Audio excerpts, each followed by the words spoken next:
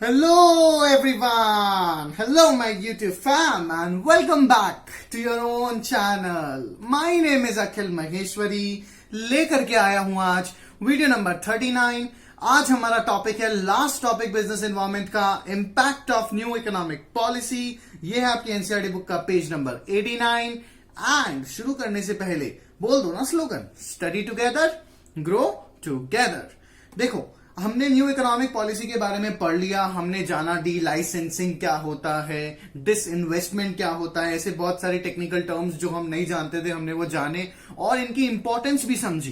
ठीक है, तो आज हम पढ़ेंगे कि न्यू इकोनॉमिक पॉलिसी जो आई है, यानी कि लिबरलाइजेशन जब आया, ट्रेड बैरियर्स को रिमूव किया गया, तो उसके बाद कुछ इंप्रूवमेंट हुआ है क्या, इंपैक्ट यानी क्या असर पड़ा, क्या अफेक्ट हुआ न्यू इकोनॉमिक पॉलिसी से इंडियन इकोनॉमी पर। ठीक है, बहुत इंपॉर्टेंट टॉपिक है, सिर्फ 12th में ही नहीं, एमबीए करोगे तो भी काम आएगा, एमकॉम करोगे तो भी काम आएगा, ग्रेजुएशन करोगे तो भी काम आएगा। तो ध्यान से देखना। ठीक है, सबसे पहले क्या फायदा हुआ है न्यू इकोनॉमिक पॉलिसी का? भैया फायदा ये हुआ है न्यू इकोनॉमिक पॉलिसी का कि इंक्रीजिंग इन कंपटीशन। कंपटीशन जो है ना वो बहुत ज्यादा इंक्रीज हो गया है। कैसे इंक्रीज हो गया है कि पहले जब न्यू इकोनॉमिक पॉलिसी नहीं थी, ठीक है, यानी लिबरलाइजेशन नहीं था, मल्टीनेशनल कंपनीज नहीं आई थी इंडिया में, तो क्या होता था, हमारी जो इकोनॉमी थी वो बिल्कुल फ्रीज थी, limited number of market players available थे। लेकिन जैसे ही हमने गेट खोले, है ना, हमारी कंट्री के कि आओ भाई बिजनेस करो, तो बहुत सारे कंपनीज आई, ट्रेमेंडस चेंज आया है। ठीक है, हैशटैग पर ध्यान दो, boosting of internal market plus external market. इसका मतलब क्या हुआ कि इंटरनल मार्केट में पहले लिमिटेड प्लेयर्स थे, अब इंटरनल मार्केट में हमारे खुद के विद इन द बाउंड्रीज में जो मार्केट था इंडिया की, उसमें और प्लेयर्स आए। आप देखो कि आए दिन कोई ना कोई नया स्टार्टअप खुलता रहता है। ठीक है, प्लस एक्सटर्नल मार्केट से, यानी कि जो मल्टीनेशनल कंपनीज थी वो लोग भी आई, और उन दोनों ने मिलकर के क्या कर दिया है, कंपटीशन सीवियर कर दिया है, बहुत स्ट्रिक्ट कर दिया है।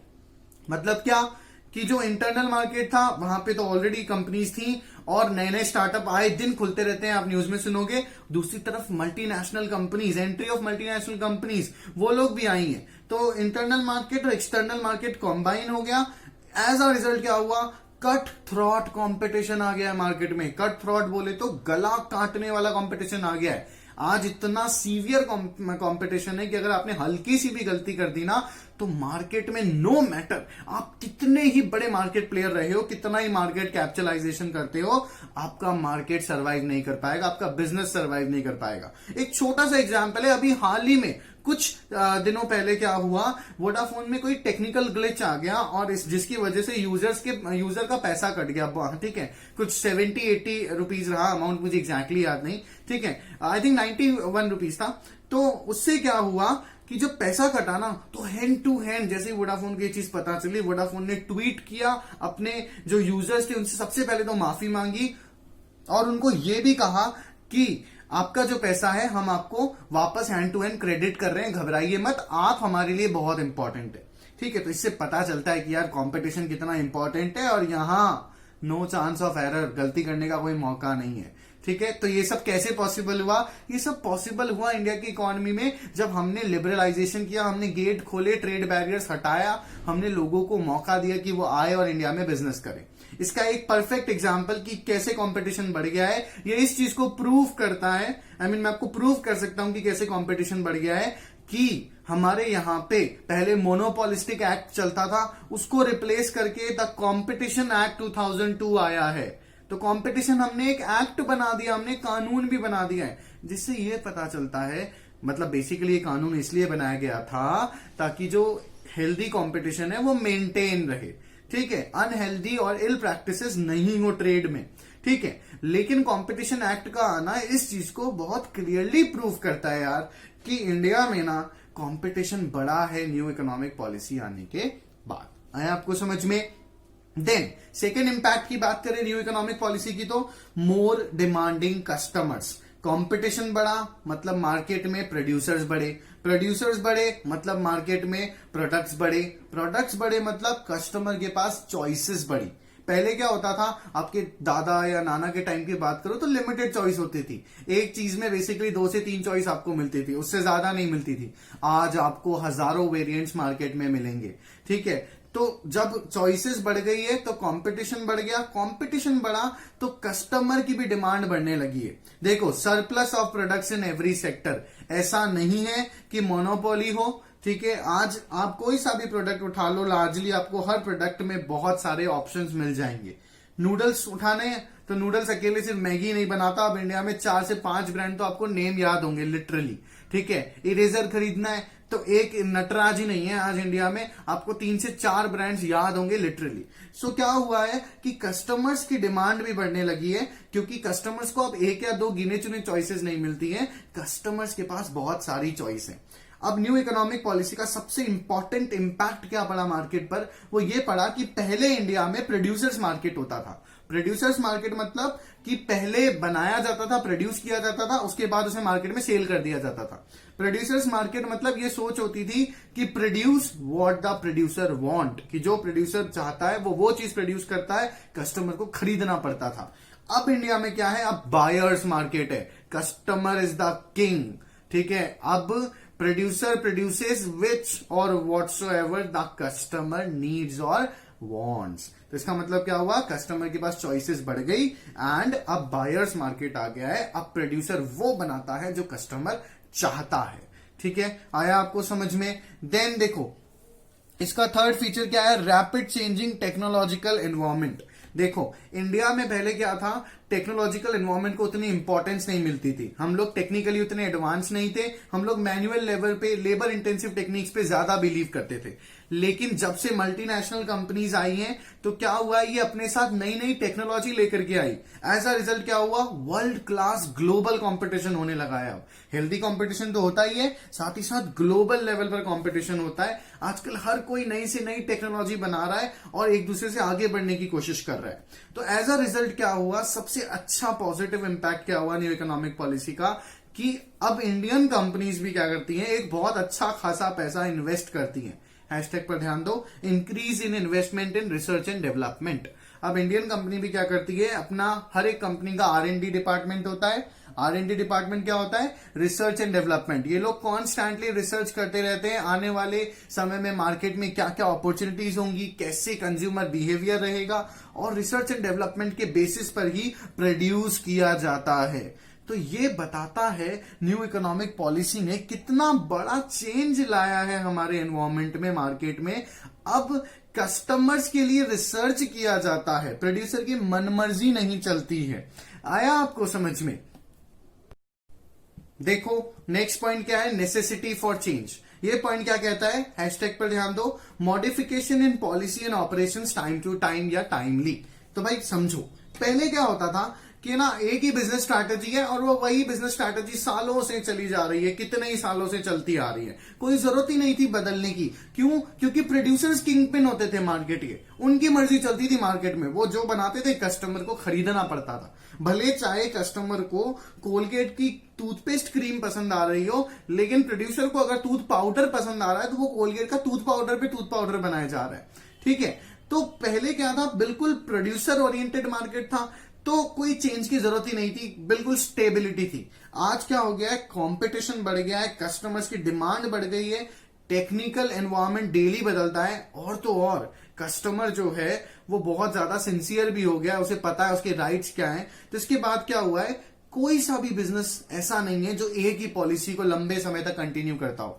हर कोई बिजनेसमैन या बिजनेस हाउस क्या कर रहा है, आए दिन अपनी पॉलिसी को मॉडिफाई करता जा रहा है, टाइम टू टाइम बदलता जा रहा है। ये बहुत ज्यादा जरूरी हो गया है, ठीक है। आप बिजनेस छोड़ो, छोटे मोटे से एग्जांपल देता हूं मैं आपको, ऑल्दो मैं यहां पे डिस्क्लेमर दे दूं कि ये बिजनेस छोटे मोटे नहीं है, बहुत बड़े हैं, लेकिन एक लार्ज स्केल पर एग्जांपल दे रहा हूं कि आप ऐप अपडेशन नहीं देखते, आप इंस्टाग्राम पे देखोगे, व्हाट्सएप पे देखोगे, फेसबुक पे देखोगे, ये सोशल मीडिया साइट्स आए दिन अपने एप्स को अपडेट करती रहती है और आए दिन कंज्यूमर फ्रेंडली एप्लीकेशंस बनाती जा रही है, कंज्यूमर फ्रेंडली इंटरफेस बनाती जा रही है।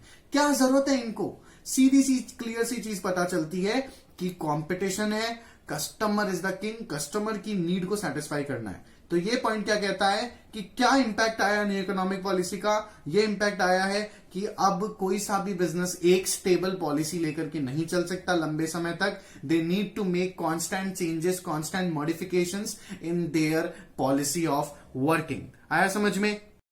देखो नेक्स्ट पॉइंट क्या कहता है, डेवलपिंग ह्यूमन रिसोर्स। देखो ये चीज मैंने हमेशा आपको बताई है कि no matter whatsoever amount of capital you contribute, है ना, कितना ही पैसा लगा दो आप, कितना ही आप अच्छे से अच्छी मशीनरी ले आओ, लेकिन ये सब वेस्ट है until and unless you have a good human resource to put in. एक अच्छा ह्यूमन रिसोर्स कैपेबल एम्प्लॉयज आपके पास होने बहुत इंपॉर्टेंट है। तो अब क्या हुआ है कि जब टेक्निकल एडवांसमेंट आया है ना, तो कंपनीज ने भी अपना जो रिक्रूटमेंट प्रोसेस है वो बदला है मार्केट कंडीशंस के अकॉर्डिंग। अब क्या है, हैशटैग पर ध्यान दो, people of higher competence skills and training.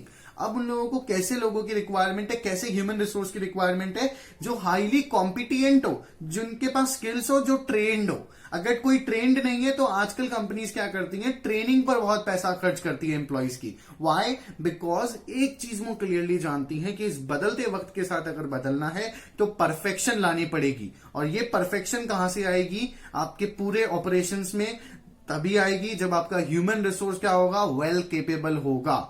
ठीक है, थिंक ऑफ द टाइम, आपके दादा या नाना के टाइम पे, उस टाइम पे क्या होता था, कोई 10th पास भी होता था तो उसको प्राइवेट फॉर्म में जॉब मिल जाती थी। लेकिन आज ऐसा नहीं है, आप लोग तो 10th पास हो ना, लेकिन कहीं जॉब मिलेगी? So what is the thing basically कि इम्पैक्ट ये आया है, मार्केट कंडीशंस जैसे बदली, टेक्नोलॉजिकल एडवांसमेंट जैसे हुआ, अब लोगों को हाई कॉम्पिटेंट स्किल वाले एम्प्लॉयज चाहिए, और अगर वो नहीं होते हैं तो उनकी परफेक्टली ट्रेनिंग की जाती है। स्पेसिफिकली एक ट्रेनिंग डिपार्टमेंट होता है हर बड़े से बड़े फर्म में। ठीक है, then next point is market orientation. Market orientation क्या कहता है, ये दो बातें कहता है। पहला कि पहले था सेलिंग कॉन्सेप्ट, अब आ गया मार्केटिंग कॉन्सेप्ट। 1991 से पहले क्या होता था, प्रोड्यूसर पहले बनाते थे, प्रोड्यूस करते थे, फिर बेचते थे, ठीक है, और कस्टमर झक मरा करके उसको खरीदता था। अब मार्केटिंग कॉन्सेप्ट आ गया है। मार्केटिंग कॉन्सेप्ट मतलब क्या, कि पूरा जो प्रोडक्शन है वो ऐसे हवा में नहीं होता कि मन हुआ तो कर लो, पूरा प्लानिंग की जाती है, रिसर्च एंड डेवलपमेंट किया जाता है, need and want of customer को स्टडी किया जाता है। प्रूव कर सकता हूं मैं, आप डोमिनोज जाओ, ठीक है, आप डोमिनोज जाओगे, पिज्जा खा लोगे तो वो आपसे फीडबैक मांगेंगे। आप कोई भी ऑनलाइन सर्विस ले लो, अर्बन क्लैप ले लो या कुछ भी ले लो, आपको फीडबैक मांगा जाएगा। इवन आप गूगल भी चला रहे हो तो आपसे फीडबैक मांगा जाता है, टेल अस योर एक्सपीरियंस, है ना। तो ये क्यों इंपॉर्टेंट हो गया है फीडबैक लेना, क्योंकि अब जो कॉन्सेप्ट है पूरा मार्केटिंग कॉन्सेप्ट है, कस्टमर इज द किंग। हर एक बिजनेस हाउस यही कोशिश कर रहा है कि जैसे भी पॉसिबल हो कस्टमर के टेस्ट के अकॉर्डिंग, कस्टमर की नीड के अकॉर्डिंग प्रोड्यूस कर दिया जाए। देखो नेक्स्ट पॉइंट क्या है इम्पैक्ट का, loss of budgetary support to public sector. देखो मैंने आपको क्या बताया था, मेरे वर्ड्स कुछ ऐसे थे कि 1991 से पहले हमने हमारी इकोनॉमी को बिल्कुल रिजर्व कर रखा था, और इंडियन गवर्नमेंट ने पीएसयूज, पब्लिक सेक्टर यूनिट्स को लिटरली पैम्पर कर रखा था, बच्चे की तरह पाल रखा था, ठीक है। लेकिन अब क्या हुआ, जैसे ही चीजें बदली है तो पब्लिक सेक्टर को भी सेल्फ डिपेंडेंट बनाया गया है। हैशटैग पर ध्यान देना, government sanction the loss of public sector. पहले पब्लिक सेक्टर में जो लॉस होता था वो सारा का सारा लॉस कौन बेयर करता था, गवर्नमेंट सैंक्शन करती थी, उन लॉसेस को बेयर करती थी, ठीक है। लेकिन आज क्या हो गया है, अगर पब्लिक सेक्टर फेल हो रहा है तो गवर्नमेंट सपोर्ट नहीं करती है, फाइनेंशियल असिस्टेंस प्रोवाइड नहीं करती है। As a result public sector भी मेहनत कर रहा है। वो लोग, आप आजकल बहुत सारे ऐसे ऑर्गेनाइजेशन सुनोगे जो पब्लिक है और वो प्राइवेट के साथ टाई अप कर रही है, पब्लिक प्राइवेट पार्टनरशिप बनाने की कोशिश कर रही है। क्यों करती है अब पब्लिक सेक्टर, ऐसा क्यों कर रहा है, क्यों पब्लिक सेक्टर इतना ज्यादा सतर्क हो गया है, बिकॉज उन्हें पता है कि अब गवर्नमेंट ने उन्हें पालना बंद कर दिया है, गवर्नमेंट ने सैंक्शन देना बंद कर दिया है। एक छोटा सा एग्जांपल है इसमें, अभी लास्ट ईयर ही बीएसएनएल भी शटडाउन होने वाला था, पर प्राइम मिनिस्टर मोदी ने 500 करोड़ प्लस का जो बीएसएनएल का कर्जा था वो दिया और सैंक्शन किया और बीएसएनएल को जिंदा रखा, सर्वाइव किया। उसके पीछे का रीजन ये रहा क्योंकि प्राइम मिनिस्टर नरेंद्र मोदी ये नहीं चाहते थे कि एक अकेला जो पब्लिक पीएसयू यूनिट था टेली कम्युनिकेशन मार्केट में, दैट इज बीएसएनएल, अगर वो चला जाएगा तो टोटल मोनोपोली आ जाएगी इन प्राइवेट प्लेयर्स की, जियो, रिलायंस, वोडाफोन जैसे। तो उस चीज से बचने के लिए बस सर्वाइवल किया। इसके बाद पूरे बीएसएनएल इंडिया के तमाम एम्प्लॉयज ने शुक्रिया भी अदा किया था नरेंद्र मोदी का। खैर वो चीज अलग थी, बट यहाँ पे इंपॉर्टेंट पॉइंट ये है कि पहले पाला जाता था पब्लिक सेक्टर को, ठीक है, अब क्या होता है, पब्लिक सेक्टर को सेल्फ डिपेंडेंट बना दिया गया है। तो आप देखोगे ओएनजीसी और जो Steel Authority of India, SAIL है, ये लोग क्या कर रहे हैं, प्राइवेट सेक्टर के साथ हाथ मिला रहे हैं, पार्टनरशिप कर रहे हैं और मेहनत कर रहे हैं, which is a good thing. Then export a matter of survival. अब क्या हो गया है, पेट्रियोटिज्म एक अलग लेवल का है। पहले पेट्रियोटिज्म होता था कि मेरा देश है, देश के अंदर ही मैं बिजनेस करूंगा। अब पेट्रियोटिज्म ये है कि भैया अगर मार्केट में रहना है तो फॉरेन एक्सचेंज आना जरूरी है, कि अब रुपीज से काम नहीं चलेगा, पैसा डॉलर में आना जरूरी है। सो अब नई ट्रेड पॉलिसी आई है कि एक्सटर्नल ट्रेड जो है वो लिबरल तो हो ही गई है, फ्री हो गई है। आजकल हर एक कंपनी ये कोशिश कर रही है कि वो बाहर जाए, अपने एक्सपैंड करे बिजनेस को इंडिया की बाउंड्रीज के बाहर। आप बहुत सारे एग्जाम्पल ले सकते हो। एक बहुत छोटा सा एग्जाम्पल मैं ओयो का दे देता हूं यहां पे आपको। ओयो जो कि रितेश अग्रवाल ने फर्म बनाई 2012 में, जो लार्जली 2016 तक सिर्फ इंडिया में थी। ओयो ने क्या किया है, ओयो ने जापानीज कंपनीज के साथ टाई अप किया है और अमेरिकन कंपनीज के साथ टाई अप किया है। आज ओयो बाहर भी है। तो क्या जरूरत थी ओयो को बाहर जाने की, अच्छा भला तो इंडिया में चल रहा था।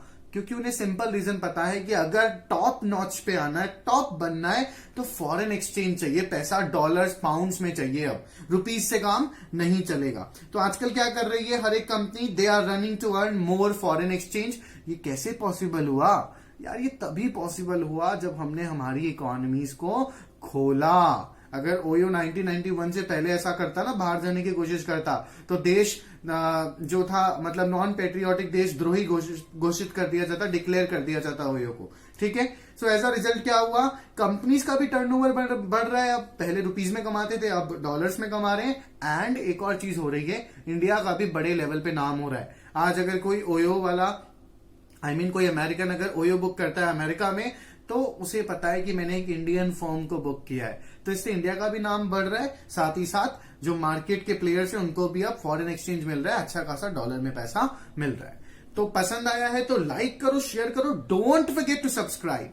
नहीं पसंद आया तो कमेंट सेक्शन में जाके क्वेरी पोस्ट करो। मिलता हूं आपसे अगले वीडियो में, तब तक के लिए take care. Thank you so much for watching this video.